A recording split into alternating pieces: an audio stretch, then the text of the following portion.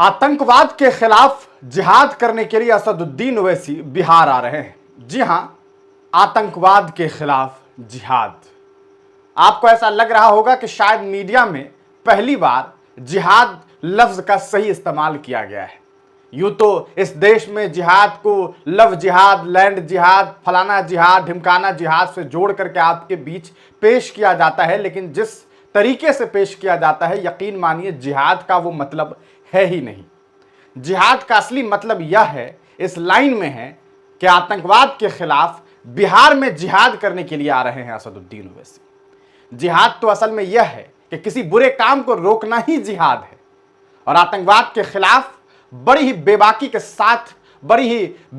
के साथ आतंकवाद के खिलाफ अपनी आवाज बुलंद करने के लिए ऑल इंडिया मजलिस इत्तेहादुल मुस्लिमीन के सदर, हैदराबाद के सांसद बिहार तशरीफ ला रहे हैं। और ऐसी संभावित खबरें सामने आ रही है कि 3 तारीख से अगले 3 दिनों तक वो बिहार के दौरा पर होंगे और 4 तारीख को वह सरजमीन ढाका पहुंचेंगे। इसकी जानकारी राणा रणजीत सिंह ने दी है, जो ऑल इंडिया मजलिस इत्तेहादुल मुस्लिमीन के नेता भी हैं और आपको याद होगा पूर्व लोकसभा प्रत्याशी भी हैं। उन्होंने शानदार तरीके से मजलिस से जो है वो चुनाव भी लड़ा था और लगातार वो मजलिस के लिए काम कर रहे हैं। आपको बता दें, उन्होंने ये जानकारी दी है कि असदुद्दीन ओवैसी साहब आ रहे हैं। आतंकवाद के खिलाफ ओवैसी का जिहाद ढाका में होगा। यह एक बड़ी खबर है। अब आप सोचिए कि जब असदुद्दीन ओवैसी बिहार की सरजमीन पर पहुंचेंगे तो क्या बातें होंगी। एक तरफ जब देश में 22 तारीख को जम्मू कश्मीर के पहलगाम में आतंकवादी हमला हुआ तो हमारे देश के प्रधानमंत्री उस वक्त भारत में मौजूद नहीं थे, वो सऊदी अरबिया में थे। इसी दरमियान जब उन्हें खबर मिली तो वो अगले दिन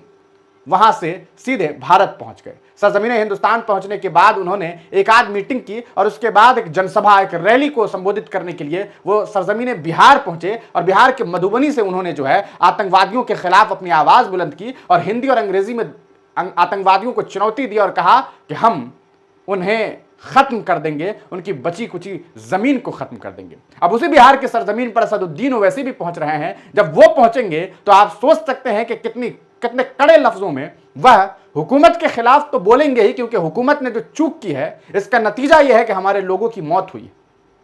वरना अगर सिक्योरिटी का सिस्टम सही होता तो शायद इस तरह की तस्वीरें सामने नहीं आती। देश में आतंकवादी हमला हुआ है, मतलब यह है कि देश का मुखिया अपने लोगों की हिफाजत करने में नाकामयाब साबित हुआ है। लेकिन जिन आतताइयों ने यह काम किया है उसे कड़ी से कड़ी सजा मिलनी चाहिए और इसके लिए तो देश के प्रधानमंत्री के साथ आज पूरा विपक्ष खड़ा है। ओवैसी साहब कह रहे हैं, मोदी जी जो चाहिए कीजिए, आतंकवाद को खत्म कीजिए, हम सब आपके साथ हैं। और जब वो बिहार पहुंचेंगे तो बिहार पहुंचने के बाद बातें आतंकवाद के खिलाफ भी होगी और इस हुकूमत के खिलाफ भी होगी। और बात तो असल में बिहार के हुकूमत के बारे में होगी, बात बिहार के नेता प्रतिपक्ष से सरकार तक होगी। और जो बातें होंगी इसके बारे में आप बखूबी समझते हैं। पूरी जानकारी इस सम्मेलन से रिलेटेड जो साझा की गई है वो हम आपको दिखा दें। ढाका में सम्मेलन होगा। गांधी की धरती चंपारण से पाकिस्तान को ललकार।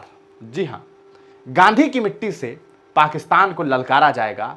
इसकी जानकारी राणा रणजीत सिंह ने दी है। आप जानते हैं पूर्व प्रत्याशी हैं वो शिवहर लोकसभा से, आपका अपना राणा रणजीत सिंह, उन्होंने सूचना दी है। ढाका हाई स्कूल खेल मैदान में यह सम्मेलन होगा। जब राणा रणजीत सिंह जो है वो चुनाव लड़ रहे थे उस दरमियान हम शिवहर गए थे, 2 दिन हमारा दौरा था और हमने उस दरमियान इनकी मेहनत को भी देखा और हमने देखा किस तरीके से असदुद्दीन ओवैसी साहब के आने की तमाम जो आने का इंतजाम था, पूरी तरीके से हेलीपैड तैयार था, हेलीकॉप्टर की लैंडिंग के लिए तमाम इंतजाम थे। सम्मेलन हुआ लेकिन असदुद्दीन ओवैसी साहब उस दरमियान नहीं आ सके, परमिशन नहीं मिल सका था, इस तरह की खबरें सामने आई। एक जो उनका हेलीकॉप्टर था उसमें जो सिस्टम होनी चाहिए सही तरीके से नहीं उन्हें मिल पाई और उस साधन की कमी की वजह से वो नहीं पहुंच सके थे। लेकिन इस बार ढाका की सरजमीन पर असदुद्दीन ओवैसी पहुंच रहे हैं और जब वो पहुंचेंगे तो यकीनन बहुत कुछ बोलेंगे। अब तमाम बिहार वासियों को इंतजार है कि जब वो ओवैसी पहुंचेंगे तो सियासी समीकरण क्या होगा, क्या कुछ तस्वीरें सामने आएगी। आपकी क्या उम्मीदें हैं, कमेंट सेक्शन में जरूर बताइए।